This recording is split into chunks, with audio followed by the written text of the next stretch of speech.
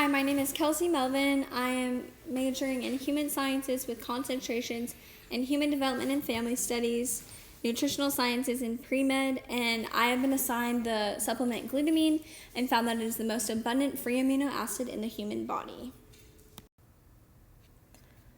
The unit price of glutamine is $37.47 on average for a container, but about 28 cents per serving. Also, some information about glutamine is it is an amino acid used in the biosynthesis of protein and is used in protein synthesis, lipid synthesis, regulation of acid-base balance in the kidney by producing ammonium, as a source in cellular energy, nitrogen donation for many anabolic processes, carbon donation to help refill the citric acid cycle, non-toxic transporter of ammonia in blood circulation, and precursor to the neurotransmitter glutamate. So it is used a lot throughout our body. Effects of glutamine that are important to exercise and for athletes include that oral glutamine supplements have shown to increase HGH levels and may stimulate protein synthesis by increasing the volume of muscle cells, but studies have shown that glutamine levels does not have an ergogenic effect on muscle mass or strength performance. Also, glutamine is gluconeogenic and is involved in glycogen synthesis, which both could influence energy production from carbohydrates during prolonged aerobic endurance exercise. It does increase liver glycogen levels, but there is no advantage over ingestion of the adequate amount of carbohydrates alone, so it's not recommended to take this as a supplement for that reason, because you can get it from your regular diet. Glutamine is also a major fuel for the key cells, lymphocytes, and macrophages, which are a part of our immune system, so it helps to keep athletes' immune system healthy so that they don't get sick from overtraining and just all the other immune problems that comes with working out. So it'll help them eventually become a better athlete because they're not having to deal with all the sicknesses throughout their training and everything, because it'll keep them healthy. The main claim of the supplementation of glutamine is that people use glutamine in order to spare muscle mass, but many studies have shown that glutamine does not have an ergogenic effect on muscle mass or strength performance. For my analysis of glutamine, from my research and understanding, it does seem that glutamine is a great help in the immune system for athletes that are overtraining themselves and for people that are suffering from diseases to help rebuild the tissues in their muscles. But it doesn't seem to be of much benefit in order to increase athletic performance in any individuals. So it's not needed in that area. But there was an example of this in the book with Antonio, that it found that glutamine supplementation did not have a significant effect on the performance of resistance trained men.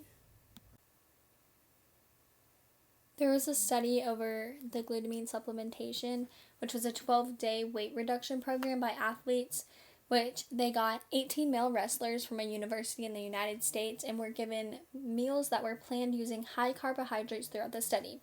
Then 2 days before the weight reduction period, the athletes were given a control diet, and on the first day, their energy intake was decreased by 25%, and then on day 6, another 25% of the energy intake was taken away. The carbohydrate percentage and protein volume stayed the same throughout the study, but the fat intake was reduced throughout the study in order to lower the energy intake.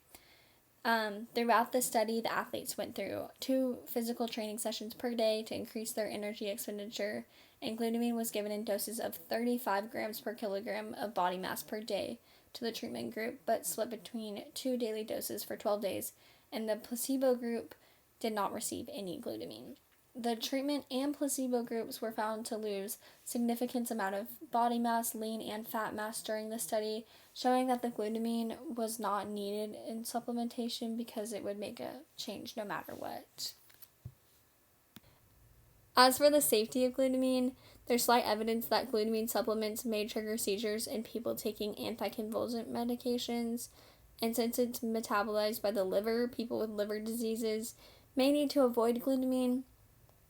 It's also just best to avoid using glutamine during pregnancy and breastfeeding because of the lack of evidence that it could cause on a person.